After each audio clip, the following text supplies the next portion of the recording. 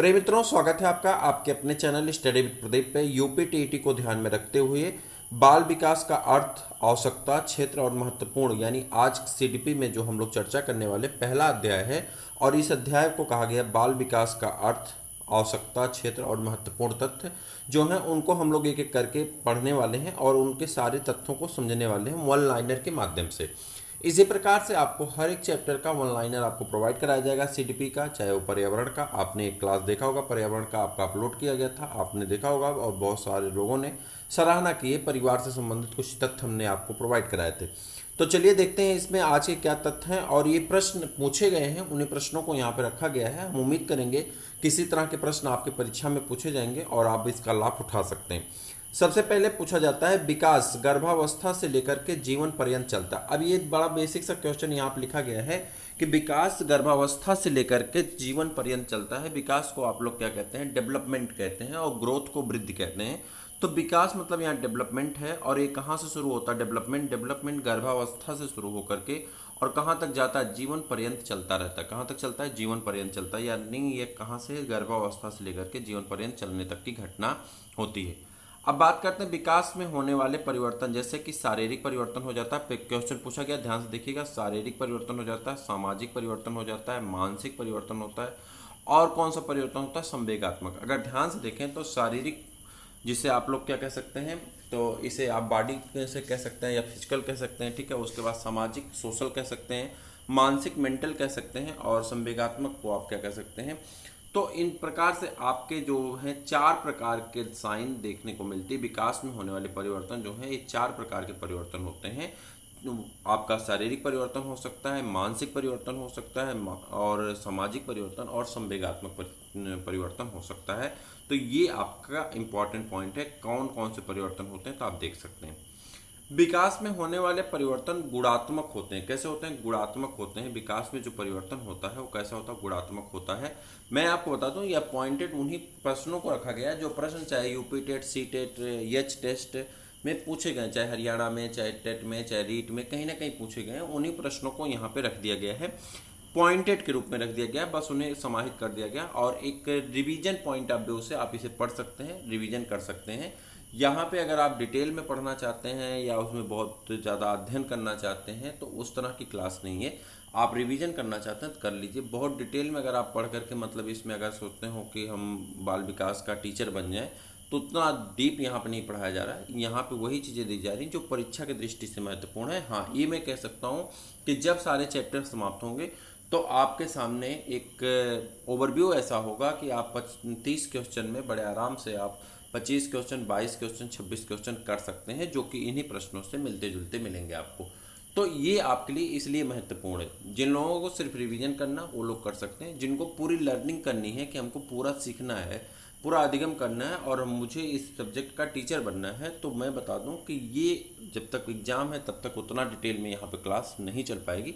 Exam के बाद देखा जाएगा, हो सकता है क्लास उस तरह की डिटेल में चल जाए। जो सत्य है वही मैं बता दिया आपको, बाकी आपकी अपनी मर्जी है। आप चाहें तो इसे ज़रूर पढ़ें और इसके सभी श्रृंखला को करें जो आपकी परीक्षा की दृष्टि से महत्वपूर्ण है। गारंटी से मैं कह सकता हूँ 25-26 क्वेश्चन आपको यहाँ से मिल सकते हैं। चलिए आगे बढ़ जाते हैं। विकास में होने वाले परिवर्तन कैसे होते हैं? गुणात्मक होते हैं। याद रखना है, पूछा गया प्रश्न सीधे से विकास में किस प्रकार का परिवर्तन देखने को मिलता है, तो वहाँ पे आपका आंसर हो जाएगा गुणात्मक। और भी ऑप्शन जो है उससे कोई बहुत मतलब नहीं है। हरलाक के अनुसार विकास का अर्थ परिवर्तन की उस उन्नत श्रृंखला से है जो परिपक्वता की एक निश्चित लक्ष्य की ओर अग्रसर करती है। देखिए, कह रहा है विकास का अर्थ परिवर्तन की उस उन्नत श्रृंखला से है जो परिपक्वता की ओर एक निश्चित लक्ष्य की ओर अग्रसर होती।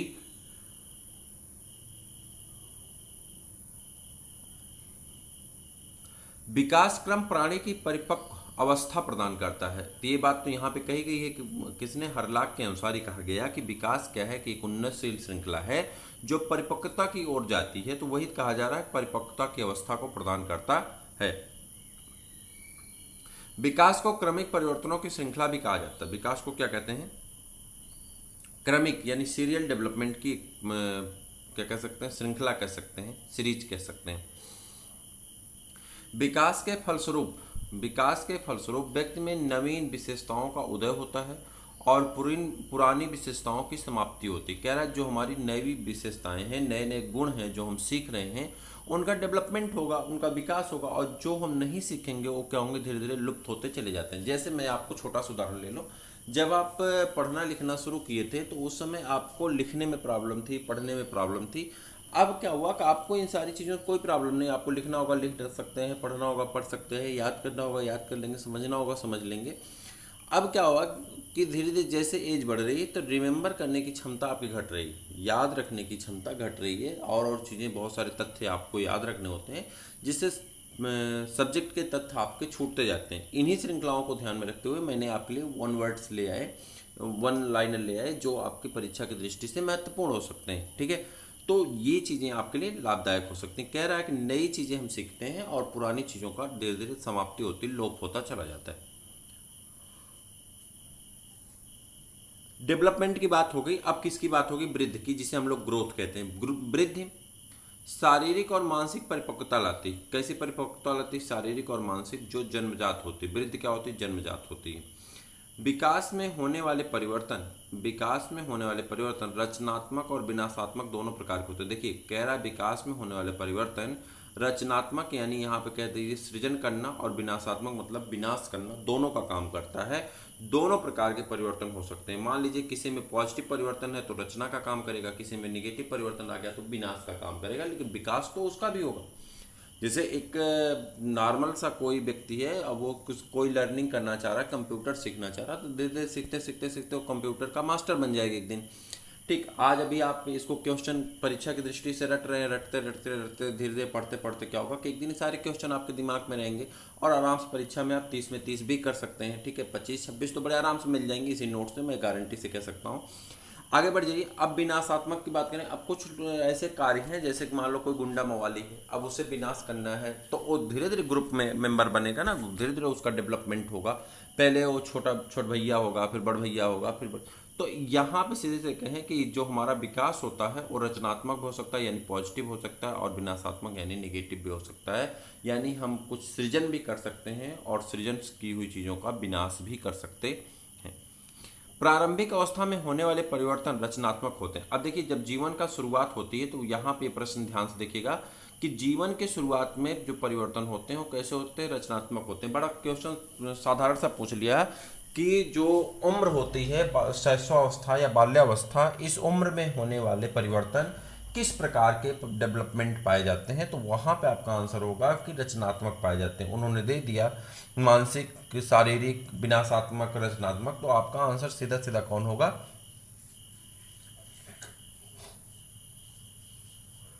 रचनात्मक। ठीक है, जबकि उत्तरार्ध में होने वाले परिवर्तन क्या होते हैं, विनाशात्मक होते हैं। और जब उत्तरार्ध में कोई कार्य होता है वो कैसा होता है, विनाशात्मक होता है। तो याद रखिएगा, प्रारंभ में किया गया कार्य रचनात्मक, और बाद में किया गया कार्य कैसा होता है, विनाशात्मक होता है।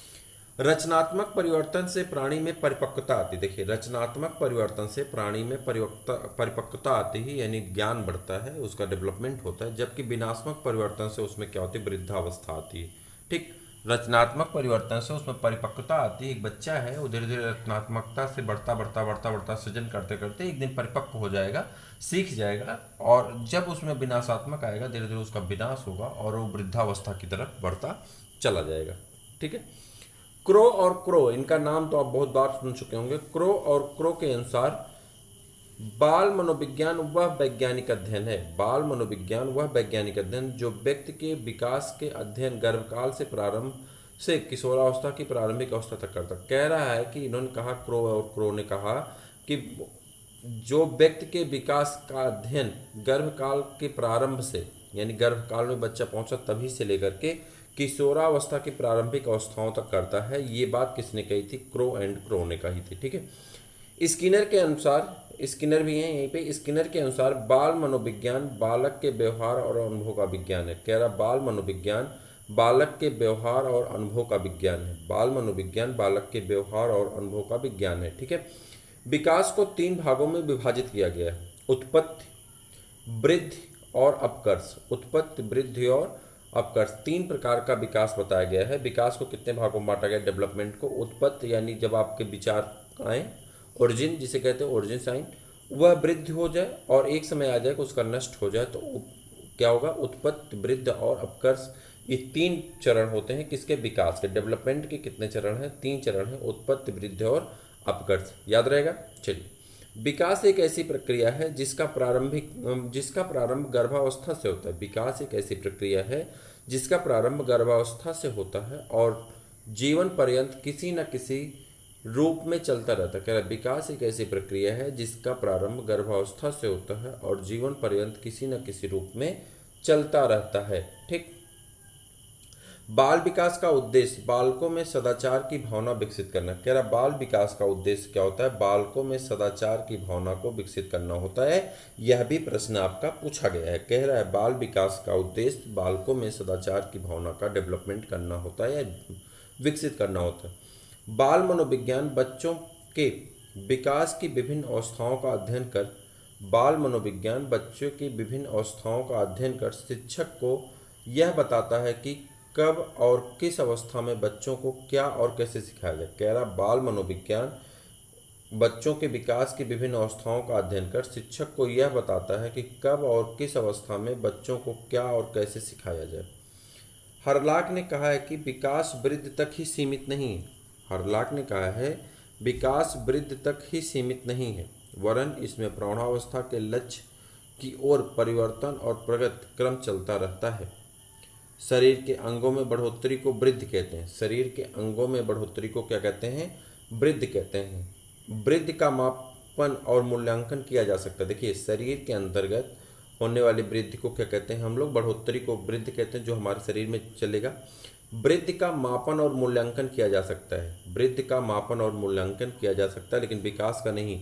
फिर से सुनिएगा, वृद्धि का मापन और मूल्यांकन किया जा सकता है। वृद्धि के साथ बालक की कार्यक्षमता और क्रियाशीलता में जो परिवर्तन होता है उसे विकास कहते हैं। कह रहा वृद्धि के साथ, वृद्धि तो हो रही है, साथ में कार्यक्षमता और क्रियाशीलता में जो परिवर्तन होता है उसी को हम लोग क्या कहते हैं, डेवलपमेंट कहते हैं। कह रहा है जो वृद्धि हो रही है, व्यक्ति की उम्र बढ़ रही है, उसके साथ उसकी क्रियाशीलता और कार्यक्षमता में भी परिवर्तन आता है। इसी क्रिया को हम लोग क्या कहते हैं, विकास कहते हैं या डेवलपमेंट कहते हैं। स्किनर के अनुसार विकास प्रक्रियाओं की निरंतरता का सिद्धांत केवल इस बात पर बल देता है कि व्यक्ति में कोई अचानक परिवर्तन नहीं होता है। वृद्धि गर्भावस्था से लेकर के प्रौढ़ावस्था तक चलती रहती है। वृद्धि कहाँ से चलती है, गर्भावस्था से लेकर के प्रौढ़ावस्था तक चलते हैं। गर्भ में बालक को विकसित होने में 280 दिन लगता है, 9 महीने 10 दिन का समय होता है, आप जानते हैं। एक नवजात शिशु, ये क्वेश्चन पूछा गया कि एक नवजात शिशु का भार 7 पाउंड कितना होता है, 7 पाउंड होता है। ये क्वेश्चन पूछा गया है, डायरेक्ट ऐसे याद कर लीजिए कि एक नवजात शिशु का भार जो होता है पाउंड में कितना होता है, तो आप कहेंगे 7 पाउंड होता है। ठीक है। वृद्धि अवस्था में रुक जाती है वृद्धि, जबकि विकास जीवन पर्यंत। कह रहा है वृद्धि जो होती है वो प्रौढ़ावस्था में, आप प्रौढ़ा कट गया है, वृद्धि प्रौढ़ावस्था में रुक जाती है। वृद्धि क्या होती है, प्रौढ़ावस्था में रुक जाती है, जबकि विकास जीवन पर्यंत चलता रहता है। विकास का प्रमुख आधार वंशानुक्रम और वातावरण है। विकास का प्रमुख आधार कौन है, वंशानुक्रम और वातावरण। जैसा वातावरण होगा वैसा आपका डेवलपमेंट होगा। जब आप अधिगम पढ़ेंगे लर्निंग, तो वहाँ पे ये बात बताई जाएगी। मानव का शारीरिक विकास 2 दिशा में होता है। कितने होता है, 2 दिशा में। मस्तकोन्मुखी विकास और निकट दूर विकास क्रम। देखिए, ध्यान से देखिएगा, 2 दिशा में होता है, मस्तकोन्मुखी विकास और निकट दूर विकास क्रम। मस्तकोन्मुखी विकास सिर से पैर तक होता है। मस्तकोन्मुखी विकास कहाँ से, सिर से पैर की ओर होता है। किधर, सिर से पैर की ओर होता है। भ्रूणावस्था में पहले सिर का विकास होता है, बाद में धड़ का और निचले क्रम का विकास होता है। ठीक। निकट दूर विकास क्रम में शारीरिक विकास पहले केंद्रीय भाग में होता है। कहाँ पे होता है, केंद्रीय भाग में होता है, प्रारंभ होता है, और इसके बाद केंद्र से दूर की ओर विकास होता है। शरीर की विभिन्न अंगों के विकास की गति समान नहीं होती। कह रहा शरीर के विभिन्न अंगों के विकास की गति समान नहीं होती। कह रहा विकास की गति समान नहीं होती। आगे बढ़ जाएं। बालक के विकास में पोषण महत्वपूर्ण भूमिका निभाता है तथा संतुलित और पौष्टिक पोषण शारीरिक और मानसिक विकास में सहायक होते हैं। विकास परिपक्वता और शिक्षण दोनों का परिणाम है। विकास परिपक्वता और शिक्षण दोनों का परिणाम होता है। विकास का मूल बुद्ध, जिससे प्राणी निरंतर नवीन क्रियाएं करता है। विकास का मूल कौन है? बुद्ध है, और जिससे व्यक्ति नवीनतम नई नई चीज़ों को सीखता रहता है और अपना डेवलपमेंट करता रहता है। तो आज की इस वीडियो में हम लोगों ने 34 लगभग क्वेश्चन में, आप मान चलिए 30 क्वेश्चन एक प्रैक्टिस पेपर को हम लोगों ने सॉल्व किया की पॉइंट के रूप में, और यहाँ पे की पॉइंट आप आराम से पढ़ सकते हैं। मैं एक बार जल्दी जल्दी इसका रिवीजन कर देता हूँ, 2 मिनट लगेंगे मैक्सिमम। विकास गर्भावस्था से लेकर के जीवन पर्यंत चलता रहता है। विकास में होने वाले परिवर्तन शारीरिक, सामाजिक, मानसिक और संवेगात्मक होते हैं। विकास में होने वाले परिवर्तन गुणात्मक होते हैं। हरलाक के अनुसार विकास का अर्थ परिवर्तन की उस उन्नत श्रृंखला से है जो परिपक्वता की एक निश्चित लक्ष्य की ओर अग्रसर करती है। विकास क्रम प्राणी की परिपक्व अवस्था प्रदान करता है। विकास को क्रमिक परिवर्तन की श्रृंखला भी कहा जाता है। विकास के फलस्वरूप व्यक्ति में नवीन विशेषताओं का उदय होता है और पुरानी विशेषताओं का नष्ट होता है या समाप्ति होती है। वृद्धि शारीरिक और मानसिक परिपक्वता लाती है, जो कि जन्मजात होती है। विकास में होने वाले परिवर्तन रचनात्मक और विनाशात्मक दोनों प्रकार के होते हैं। प्रारंभिक अवस्था में होने वाले परिवर्तन रचनात्मक होते हैं, जबकि उत्तरार्ध में होने वाले परिवर्तन विनाशात्मक होते हैं। रचनात्मक परिवर्तन से प्राणी में परिपक्वता आती है और विनाशात्मक परिवर्तन उसे वृद्धावस्था की ओर ले जाते हैं। क्रो एंड क्रो के अनुसार बाल मनोविज्ञान वह वैज्ञानिक अध्ययन है जो व्यक्ति के विकास का अध्ययन गर्भकाल के प्रारंभ से किशोरावस्था की प्रारंभिक अवस्था तक करता है। स्किनर के अनुसार बाल मनोविज्ञान बालक के व्यवहार और अनुभव का विकास है, अनुभव का विज्ञान है। विकास की 3 भागों में विभाजित किया गया है: उत्पत्ति, वृद्धि और अपकर्ष। विकास एक ऐसी प्रक्रिया है जिसका प्रारंभ गर्भावस्था से लेकर के और जीवन पर्यंत किसी न किसी रूप में चलता रहता है। बाल विकास का उद्देश्य बालकों में सदाचार की भावना विकसित करना है। बाल मनोविज्ञान बच्चों के विकास की विभिन्न अवस्थाओं का अध्ययन कर शिक्षक को यह बताता है कि कब और किस अवस्था में बच्चों को क्या और कैसे सिखाया जाए। हरलाक ने कहा, विकास वृद्धि तक ही सीमित नहीं है, वरन इसमें प्रौढ़ावस्था के लक्ष्य की ओर परिवर्तन और प्रगतिशील क्रम चलता रहता है। शरीर के अंगों में बढ़ोतरी को वृद्धि कहते हैं। वृद्धि का मापन और मूल्यांकन किया जा सकता है। वृद्धि के साथ बालक की कार्यक्षमता और क्रियाशीलता में भी परिवर्तन होता है, उसे विकास कहते हैं। इसके के अनुसार विकास प्रक्रियाओं की निरंतरता का सिद्धांत केवल इस बात पर बल देता है कि व्यक्ति में कोई अचानक परिवर्तन नहीं होता है। वृद्धि गर्भावस्था से लेकर के प्रौढ़ावस्था तक चलते हैं। गर्भ में बालक विकसित होने में 280 दिन लगाता है। एक नवजात शिशु का भार 7 पाउंड होता है। वृद्ध प्रौढ़ावस्था में रुक जाती है, जबकि विकास जीवन पर्यंत चलता रहता है। विकास का प्रमुख आधार वंशानुक्रम और वातावरण है। मानव का शारीरिक विकास 2 दिशों में होता है: मस्तकोन्मुखी विकास और निकट दूर विकास क्रम। मस्तकोन्मुखी विकास सिर से पैर की ओर होता है। भ्रूणावस्था से लेकर के सिर का विकास होता है, बाद में धड़ और निचले भाग का विकास होता है। निकट दूर विकास क्रम में शारीरिक विकास पहले केंद्रीय भाग में प्रारंभ होता है, इसके बाद केंद्र से दूर की ओर होता है। उसके बाद शरीर के विभिन्न अंगों के विकास की गति सामान्य नहीं होती है। बालक के विकास में पोषण महत्वपूर्ण भूमिका निभाता है, और संतुलित तथा पौष्टिक भोजन शारीरिक और मानसिक विकास में सहायक होते हैं। विकास परिपक्वता और शिक्षण दोनों का परिणाम है। विकास का मूल बुद्ध, जिससे प्राणी निरंतर नवीन क्रियाएं सीखता है। तो ये है आज के 34 क्वेश्चन। इसमें मान चलिए 30 क्वेश्चन आपकी परीक्षाओं में पूछे गए थे और उन्हीं को यहाँ पे लिखा गया। हम उम्मीद करते हैं कि आप याद कर लेंगे और आपको इसका लाभ अवश्य एग्जाम में देखने को मिलेगा। इसकी श्रृंखला लगातार आपकी आती रहेगी, तो आप देखते रहें, अपने मित्रों को शेयर करते रहिए। फिर मिलते हैं किसी और वीडियो में, तब तक के लिए इजाज़त दीजिए। जय।